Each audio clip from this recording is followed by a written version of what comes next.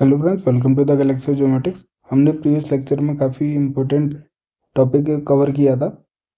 इसमें हमने डीवीएमएस जो मॉडल थे हमारे पास, रिलेशनल और ऑब्जेक्ट बेस्ड मॉडल जो थे, ऑब्जेक्ट ओरिएंटेड, उसके बारे में देखा था। तो आज उसी से रिलेटेड टॉपिक है हमारे पास, नॉन स्पेशल डेटा क्वेरी के बारे में समझेंगे। जैसे कि हमारे पास कोई भी क्वेरी परफॉर्म करनी है तो एक स्पेशल लैंग्वेज होती है उसकी, तो उसके बारे में देखेंगे। ठीक है। उसके अलावा एक इम्पोर्टेंट टॉपिक आज के लेक्चर में कवर करेंगे, वो है हमारे पास बफरिंग। क्योंकि बफरिंग से रिलेटेड हर प्रीवियस ईयर के एग्जाम में, जो कि गेटेक जियोमेट्रिक्स का होता है, उसमें कुछ ना कुछ एक क्वेश्चन जरूर पूछा जाता है बफरिंग से रिलेटेड। ठीक है, काफ़ी इंपॉर्टेंट टॉपिक है, उसको समझेंगे। सबसे पहले नॉन स्पेशल डेटा क्वेरी देख लेते हैं कि non spatial data query retrieves a data subset bye operating with non spatial data. मतलब कि कोई भी एट्रीब्यूट करेक्टरिस्टिक के बारे में समझना है तो क्वेरी परफॉर्म करनी पड़ेगी। मतलब कि किस चीज़ के रिलेटेड आपको नॉलेज चाहिए, तो एक डेटा को रिट्रीव करने के लिए क्वेरी परफॉर्म की जाती है। ठीक है। During the non spatial data query, the selected data subset can be studied in the table, displayed in figures, maps और charts and linked to the certain highlighted features in the map.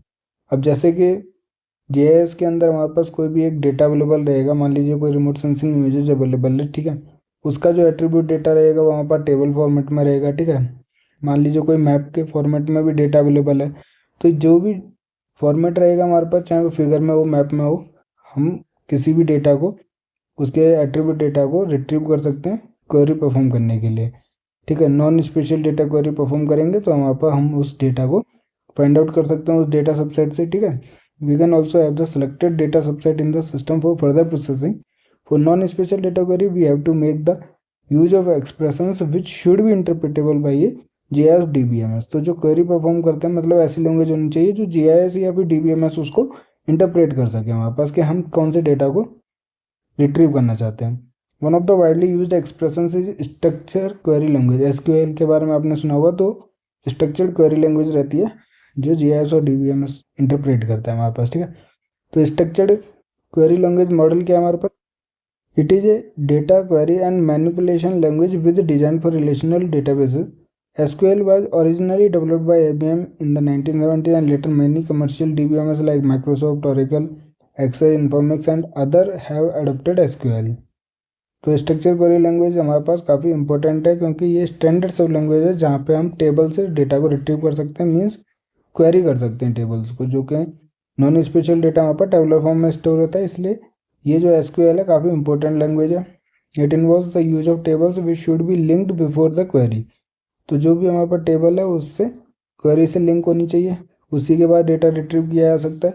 Language becomes much more powerful when tables are linked by using common keys and as a result the processing of much more complex queries that involve multiple tables are possible. तो अगर common keys हमारे पास available है, मतलब common data available है उन tables के बीच में, तो बहुत ज़्यादा इंपॉर्टेंट हो जाता है, और जो भी कॉम्प्लेक्स क्वेरी रहेगी वो ईजिली प्रोसेस हो जाती है हमारे पास। ठीक है, और मल्टीपल टेबल्स भी हमारे पास हो सकता है उसमें इन्वॉल्व हों, तो भी हम डेटा रिट्रीव कर सकते हैं, क्योंकि कॉम्प्लेक्स नेचर हो जाता है हमारे पास। तो more complex methods of table interrogation include the ability to average the values of the attribute across selected records and to create new attributes through arithmetic operations on existing ones. Example, create a new attribute equal to the ratio of two selected attributes। तो जो भी हमारे पास tables involve रहती हैं उनके अंदर data available रहता है, तो हम उन्हीं टेबल्स के डेटा को एवरेज आउट कर सकते हैं, मतलब डिफरेंट ऑपरेशंस जो एग्जिस्टिंग वंस हैं उनके ऊपर फॉलो कर सकते हैं हमारे पास। ठीक है, मान लीजिए कोई भी एट्रीब्यूट है हमारे पास, उसको हम क्रिएट कर सकते हैं ऑपरेशन को फॉलो करके, जैसे कि ratio of two selected attributes, उससे हम एक नया एट्रीब्यूट भी क्रिएट कर सकते हैं हमारे पास। ठीक है, तो to use SQL to access a database we should follow the structure also known as syntax. तो ये सिंटैक्स इंपॉर्टेंट है हमारे पास, मतलब क्वेरी लैंग्वेज है। ठीक है, अब ये चीज़ हमारे पास होनी चाहिए, सेलेक्ट के बाद एट्रीब्यूट लिस्ट होनी चाहिए, कहाँ से हमारे पास होना चाहिए रिलेशन। ठीक है, जिसको हम फ्रॉम कहेंगे, और वेयर मतलब कंडीशन क्या रहेगी उसकी। तो इसमें जो कीवर्ड्स हैं वो इटैलिक फॉर्म में दिखाए गए हैं, जैसे सेलेक्ट हो गया, फ्रॉम हो गया और वेयर हो गया। ठीक है, द कीवर्ड जो है सेलेक्ट मतलब कि चूज फील्ड और फील्ड्स, मतलब कहाँ से हमारे पास एट्रीब्यूट लिस्ट क्या है हमारे पास। ठीक है, वो सेलेक्ट करनी है। कीवर्ड हमारे पास रहेगा फ्रॉम, मतलब कि टेबल और टेबल्स का जो डेटाबेस है वो चूज करना है हमारे पास। और कीवर्ड जो वेयर है वो करता है हमारे पास condition for the query of data. तो ये हमारे पास क्वेरी लैंग्वेज है। तो SQL model is applicable to query local and external databases. SQL model only works in GIS packages who has already prepared the keywords select from and where। तो 3 हमारे पास keywords हैं जो कि इंटरप्रेटेबल होते हैं, उसी GIS पैकेज में हमारे पास ये वर्क करता है SQL मॉडल जो है। तो सेलेक्ट मतलब एट्रीब्यूट लिस्ट हो गया, फ्रॉम मतलब कि क्या चीज़ है, रिलेशन क्या है हमारे पास, ठीक है, और वेयर मतलब क्या कंडीशन अवेलेबल है हमारे पास। तो उसके बेस पे हम क्वेरी परफॉर्म करते हैं। SQL programming is relatively complex and requires skills for programming. ये है कि स्किल की रिक्वायरमेंट रहती है। SQL statements can be divided into 2 categories. एक DDL रहेगा हमारे पास, एक DML रहेगा। DDL मतलब डेटा डेफिनेशन लैंग्वेज और DML मतलब डेटा मैनिपुलेशन लैंग्वेज। डेफिनेशन वाला जो रहेगा वहाँ पास यूज किया जाता है टेबल्स क्रिएट करने के लिए और दूसरे स्ट्रक्चर के बीच में रिलेशनशिप क्रिएट करने के लिए। और DML जो मैनिपुलेशन वाला है वो क्वेरी और डेटा मॉडिफिकेशन के लिए यूज किया जाता है वहाँ पर, ठीक है। तो मेनली ये SQL के बारे में था। जो सिंटैक्स है वो चीज़ आपको देखनी है, ठीक है, ये इंपॉर्टेंट है। और SQL क्या क्या चीज़ वर्क करता है वो इम्पोर्टेंट है। जो हम दूसरा इंपॉर्टेंट टॉपिक की बात कर रहे थे वो था हमारे पास buffering and neighbourhood functions. Main हम बफरिंग के बारे में पढ़ेंगे क्योंकि इससे हमारे पास ज़्यादातर क्वेश्चन पूछे जाते हैं और हर साल पूछे गए हैं, कुछ ना कुछ क्वेश्चन जरूर पूछा जाता है बफरिंग से रिलेटेड। तो जैसा कि बफरिंग का आइडिया आपको ऑलरेडी रहेगा, फिर भी हम एक तरीके से देख लेते हैं, अच्छे से देखेंगे जिससे कि एग्जाम में कोई दिक्कत ना आए। तो बफरिंग फंक्शन जो होता है वो प्रॉक्सिमिटी फंक्शन है। In GIS is one of the neighbourhood functions and it is used to create a zone of interest. ये हमारे पास डेफिनेशन रहेगी मेन कि बफरिंग में हम जोन ऑफ इंटरेस्ट को क्रिएट करते हैं अराउंड एन एंटिटी और सेट ऑफ एंटिटीज। मतलब कोई लाइन है, पॉलीगन है, पॉइंट है, तो उसके अराउंड हम क्या करते हैं, जोन ऑफ इंटरेस्ट को क्रिएट करते हैं, ठीक है। कैसे करेंगे, कितना करेंगे, वो अभी देख लेते हैं। Buffering allows a spatial entity to influence its neighbourhoods or the neighbours to influence the character of an entity.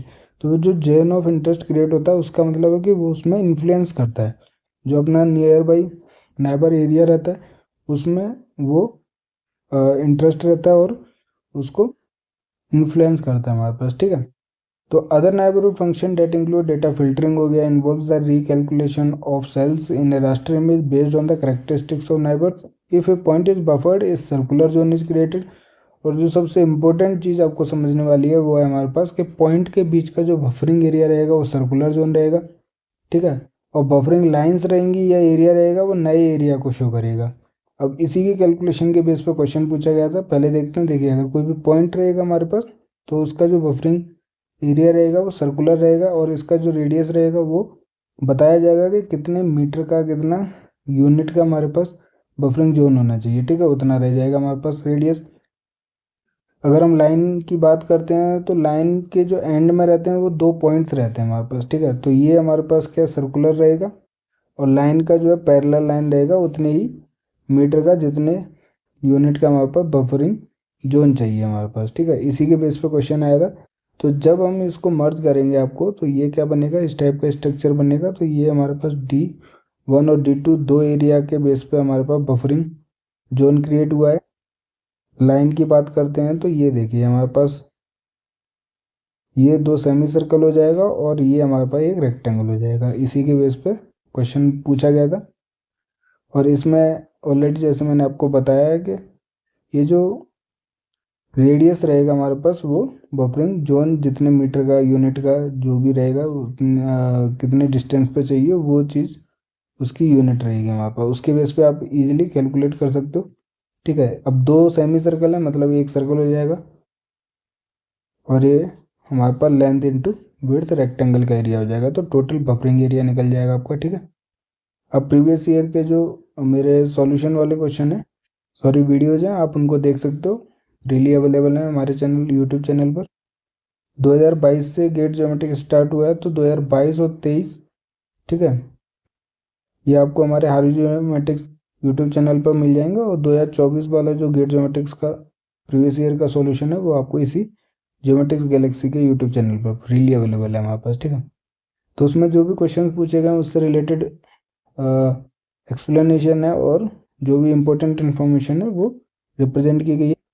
तो जितना इम्पोर्टेंट टॉपिक है वो इसी फिगर में आपको दिख जाएगा कि पॉइंट का सर्कल रहता है, रेडियस हमारे पास गिवन होगा हमारे पास कितने मीटर का या फिर कितने यूनिट का बफरिंग जोन चाहिए, ठीक है। और लाइन के लिए हमारे पास एंड में 2 पॉइंट्स रहेंगे, तो ये सेमी सर्कल रहेगा, ठीक है। और बीच में ये आप रेक्टेंगल मान के कैलकुलेशन कर सकते हो। और जैसा बताया बफरिंग एरिया या कोई पॉलीगन रहेगा तो कितने मीटर पे उसके पैरेलल ही आपको चलना है हमारे पास। तो यहाँ पे अगर जितना एरिया रहेगा उतनी ही डी डिस्टेंस पे आपको एक बफरिंग जोन क्रिएट करना है हमारे पास, ठीक है। तो एरिया के लिए भी एरिया रहेगा और लाइन के लिए भी एरिया रहता है हमारे पास, और पॉइंट के लिए सर्कल रहता है, ठीक है, बफरिंग जोन जो रहता है। तो ये बफरिंग जो है काफ़ी इंपॉर्टेंट है, इसके क्वेश्चन आप सॉल्व करना इजीली हो जाएंगे। और प्रीवियस ईयर में जो भी हमारे पास वीडियो लेक्चर्स हैं आप उनको देख सकते हो, ठीक, उसमें काफ़ी क्वेश्चन बफरिंग से रिलेटेड पूछे गए हैं। मैप ओवरले देख लेते हैं, इंपॉर्टेंट टॉपिक है। 2 टाइप के ओवरले देखेंगे हम, जैसे डेटा रहता है वहाँ पर वैसे ही ओवरले रहेगा, वेक्टर और रास्टर ओवरले हमारे पास, ठीक है।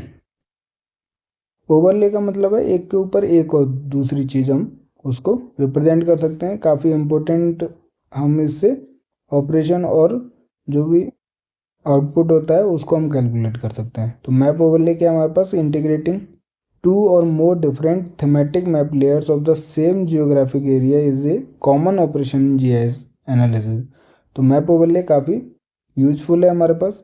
The technique of map overlays has many applications, हर एक एप्लीकेशन देखेंगे अभी हम, ठीक है। Such as for visual comparison by overlaying a map showing only hospitals on a road network map to answer the query that where are the hospitals located.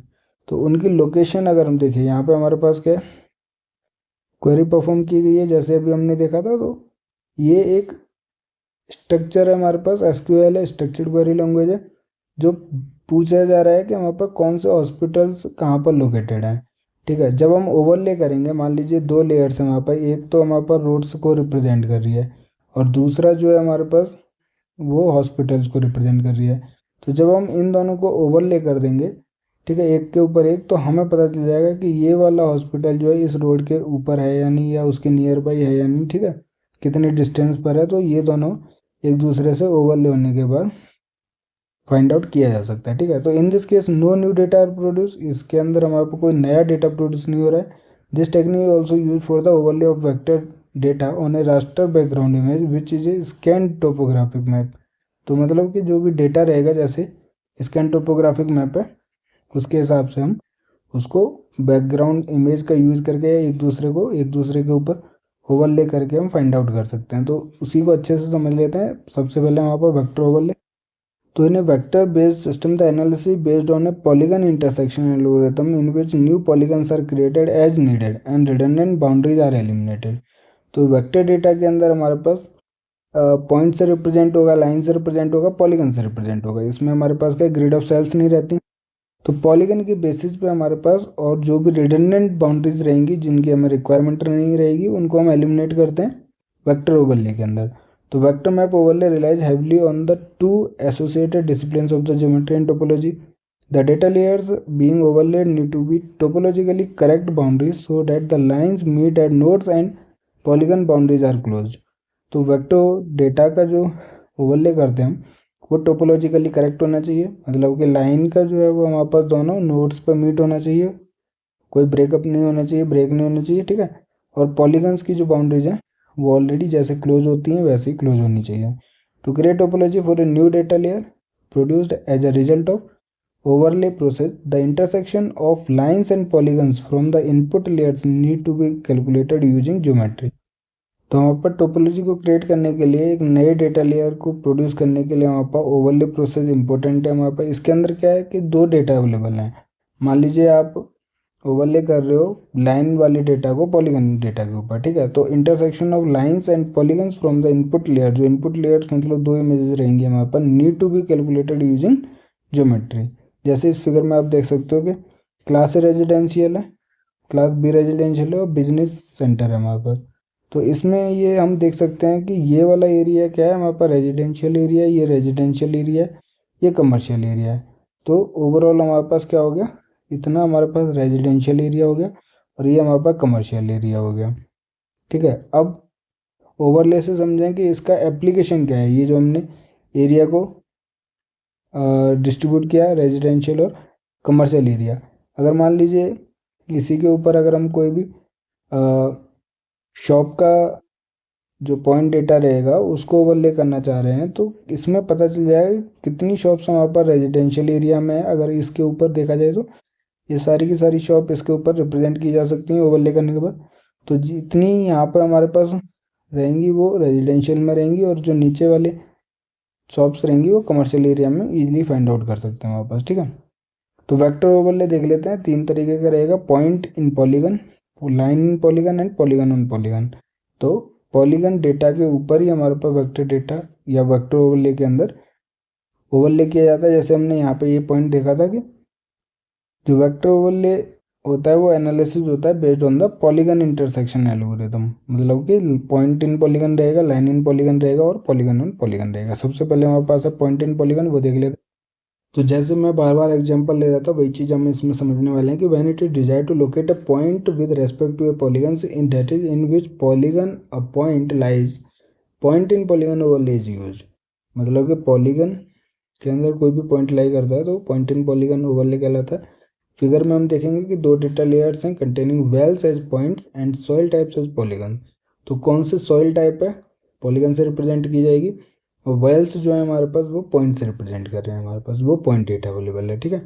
तो point in polygon overlay on these layers results an output layer indicating that in which soil category the wells lay. जैसे मैंने बताया shop का example, residential area में आएंगी या फिर commercial area में, वो हम ओवरले करके फाइंड आउट कर सकते हैं। सिमिलरली हमारे पास जो वेल हमारे पास कौन से सॉइल टाइप में कैटेगरी कौन सी है हमारे पास सॉइल की, कहाँ पर लाई कर रहा है, वो हम पॉइंट एंड पॉलीगन ओवरले करके फाइंड आउट कर सकते हैं। तो ये हमारे पास पॉइंट मैप है, ये पॉलीगन मैप है, ये फिर हमारे पास आउटपुट है। इसमें 1 2 3 3 हमारे पास वेल रिप्रेजेंट किए गए हैं, और पॉलीगन मैप के अंदर हमारे पास सॉइल टाइप है, सैंड है और क्ले है। जब आप इन दोनों को मर्ज करोगे या फिर इन दोनों को ओवरले करोगे तो ये आउटपुट रहेगा। अब इसमें हम देख सकते हैं कि ये 1 था, ये 2 था, ये 3 नंबर वेल था, और हम इजीली फाइंड आउट कर सकते हैं कि 3 नंबर वेल जो है वो क्ले वाले सॉइल कैटेगरी के ऊपर लाई करता है, और जो 2 फर्स्ट और सेकंड वेल्स हैं वो हमारे पास सैंड सॉइल कैटेगरी के अंदर लाई करते हैं हमारे पास, ठीक है। तो this information is given as an output map of a new set of wells created with additional attribute describing the soil type. तो ये जो आउटपुट मिला हम इसमें इजीली एक नया एट्रीब्यूट मिल गया कि कौन सा वेल जो है कौन से सेल टाइप है सॉइल कैटेगरी के ऊपर लाई कर रहा है, वो हम इजीली फाइंड आउट कर सकते हैं, ठीक है। तो ये पॉइंट इन पॉलीगन था। सिमिलरली आप लाइन इन पॉलीगन पे देखोगे तो to answer the queries like whether a road lies on sandy or clay type of soil, line in polygon overlay is use, क्योंकि जो रोड का डेटा रहेगा वो वहाँ पर लाइन मैप को रिप्रेजेंट करेगा, ठीक है। तो लाइन इन पॉलीगन हो जाएगा। इसका भी फिगर देख लेते हैं कौन सा रोड जो है वो, या फिर उसकी लेंथ कितनी है हमारे पास सैंड सॉइल कैटेगरी के ऊपर है या फिर क्ले कैटेगरी के ऊपर है, ठीक है। तो इस फिगर से पता चल जाएगा। उससे पहले देखते हैं कि when the 2 layers are integrated the roads are split into smaller segments depending on which part of road falls in which type of soil category। तो हो सकता है कि एक ही रोड हमारे पास डिफरेंट सॉइल टाइप्स पे लाई करे, तो हम उस रोड को पार्टीशन कर देंगे, मतलब कि ब्रेक कर देंगे उसको स्मॉलर सेगमेंट के अंदर, जिससे कि वो उसके सॉइल टाइप को या फिर सॉइल कैटेगरी को भी रिप्रेजेंट करें हमारे पास, ठीक है। तो अभी हम आउटपुट में देखेंगे इस टाइप के एग्जाम्पल को। तो इसमें देखिए लाइन मैप हो गया जो कि रिप्रेजेंट कर रहा है रोड्स को, तो 1 2 3 रोड्स हैं हमारे पास, ठीक है। और ये पॉलीगन मैप है जो कि सिमिलर है सैंड और क्ले का। अब इसमें देखेंगे दोनों को ओवरले करने के बाद कि ये जो रोड नंबर 2 है वो हमारे पास दोनों सॉइल कैटेगरी में लाई कर रहा है हमारे पास, ठीक है। तो ये जो रोड नंबर 2 था ओल्ड वाला वो हमने ब्रेकअप कर दिया, 3 और 4 नंबर दे दिया, और 4 वाला जो हो गया वो हमारे पास क्ले के अंदर हो गया, और 3 वाला जो हो गया वो हमारे पास सैंड के अंदर हो गया हमारे पास। तो इसके अंदर से जो लाइन पॉलीगन से हमें आउटपुट मिला वो मिला कि रोड जो ये था फर्स्ट वाला वो भी हमारे पास दोनों सॉइल कैटेगरी में लाई करता है, तो ये भी हमारे पास 1 और 2 के अंदर ब्रेक कर दिया हमने। तो ये ओल्ड आईडी थी 1, ठीक है, और न्यू आईडी 1 और 2 हो गया। सैंड वाला और क्ले वाला हो गया। वही सिमिलरली 2 नंबर जो ओल्ड आईडी रोड था, ठीक है, ये वाला, वो अब 3 और 4 न्यू आईडी के साथ सैंड और क्ले सॉइल टाइप के अंदर अवेलेबल है हमारे पास।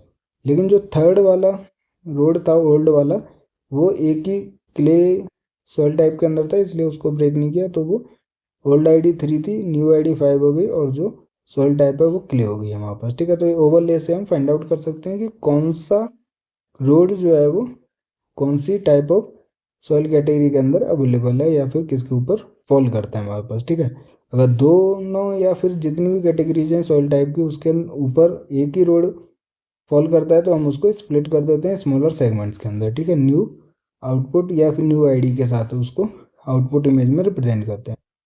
तो a data record for each new road segment is created in the output map. जैसे मैंने बताया, आउटपुट में हम उसको एक नई आईडी के साथ रिप्रेजेंट करते हैं। The output layer is more complicated than the 2 input layers as topological information is required to be retain, therefore line and polygon is more complex. तो इसमें देखा हमने कि पहले तो सिर्फ 3 रोड थे, बाद में हमारे पास 5 रोड्स हो गए, तो थोड़ा कॉम्प्लेक्स हो जाता है नेचर, ठीक है। तो लाइन एंड पॉलीगन जो है वो हमारे पास कॉम्प्लेक्स होता है। थर्ड हमारे पास जो रहेगा वो पॉलीगन ऑन पॉलीगन रहेगा। तो this overlay as shown in figure is use to answer the query such as. अब पॉलीगन पॉलीगन के ऊपर क्या रहेगा कि एरिया, एक एरिया जो है दूसरे एरिया के ऊपर रहेगा। हमने जो एक पॉलीगन मैप लिया है वो हमने सॉइल टाइप का लिया है, ठीक है, कि वो सैंड है या फिर हमारे पास क्ले है। अब दूसरा जो हम यूज़ कर रहे हैं, एक वेल का एग्जांपल देखा हमने, रोड का एग्जांपल देखा, अब हम पॉलीगन पॉलीगन का देख रहे हैं। तो इसमें हम फाइंड आउट कर सकते हैं कि where are the different types of soil और area lying within urban area, where is the urban area boundary and where clay types of soils within urban area boundary are. और तीसरी चीज़ हम find out कर सकते हैं where are sandy soils within the urban area. तो जो हम पॉलीगन ले रहे हैं डेटा इनपुट के तौर पे, वो हम अर्बन एरिया को ले रहे हैं। तो एक तो हमारे पास सॉइल पॉलीगन मैप हो गया, ठीक है, सॉइल टाइप का, और दूसरा हमारे पास अर्बन पॉलीगन मैप हो गया। तो अर्बन एरिया से रिलेटेड हम सारी चीज़ों को फाइंड आउट कर सकते हैं, क्वेरी को परफॉर्म कर सकते हैं, ठीक है। अब क्वेरी का टाइप जैसे कि हमारे पास हो गया कि और है, नॉट है या फिर एंड है हमारे पास।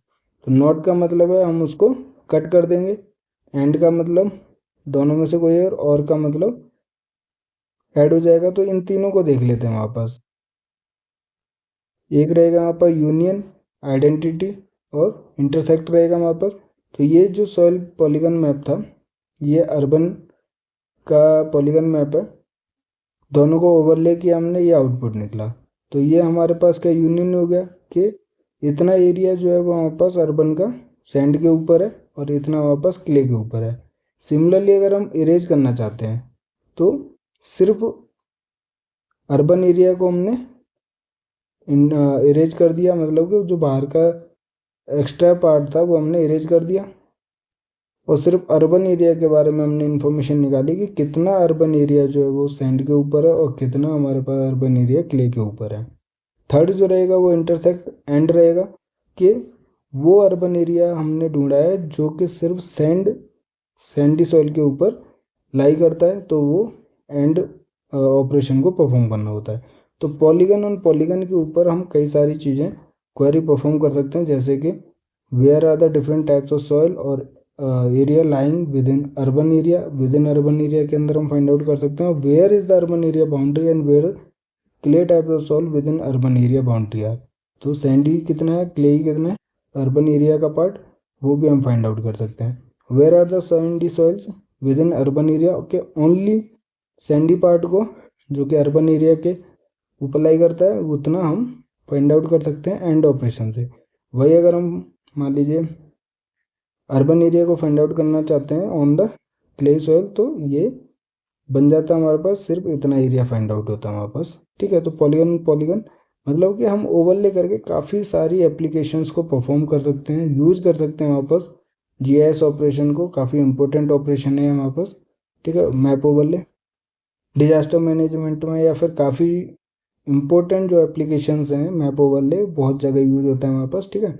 तो ये हमने छोटे छोटे एग्जांपल से समझा है, क्योंकि इसी टाइप से क्वेश्चन हमारे पास गेट एग्जाम में पूछे जाते हैं। और एक जो उसका जो बेसिक कॉन्सेप्ट होता है वो चीज़ हमने देखी है। इससे आप बहुत सारे क्वेश्चन सॉल्व कर सकते हो। तो बेसिकली आपको समझना है ओवरले होता क्या है। तो उसमें हमने आज देखा वेक्टर ओवरले, जिसके अंदर 3 चीज़ें देखी, point in polygon, line in polygon, polygon on polygon, ठीक है। नेक्स्ट लेक्चर में हम देखेंगे रास्टर ओवरले, जिसमें हम ग्रेड ऑफ सेल्स और डिजिटल नंबर जैसे हमने देखा था उसके बेसिस पे हम उसको ओवरले को रिप्रेजेंट करते हैं, ठीक है। रास्टर ओवरले भी इंपॉर्टेंट टॉपिक रहेगा नेक्स्ट लेक्चर। तो मिलते हैं नेक्स्ट लेक्चर में। आज का लेक्चर पसंद आया तो लाइक कीजिए, दोस्तों के साथ शेयर कीजिए। और आज का लेक्चर काफ़ी इंपॉर्टेंट था क्योंकि हमने बफरिंग के बारे में देखा। बफरिंग से रिलेटेड काफ़ी क्वेश्चन पूछे जाते हैं गेट एग्जाम में। कोई भी डाउट होता है कमेंट कीजिए हमें वीडियो के ऊपर, या फिर आप हमारे साथ टेलीग्राम व्हाट्सअप चैनल पर जुड़ सकते हैं, जिसका लिंक जो वीडियो के आपके डिस्क्रिप्शन में मिल जाएगा आपको। नहीं तो आप ज्योमेट्रिक्स गैलेक्सी के नाम से सर्च कीजिए और ज्वाइन कीजिए, क्योंकि वहाँ पर काफ़ी सारी अपडेट्स भी अवेलेबल रहती हैं वहाँ पर। पढ़ते रहिए, मुस्कुराते रहिए, खुश रहिए। मिलते हैं नेक्स्ट लेक्चर में। Thank you.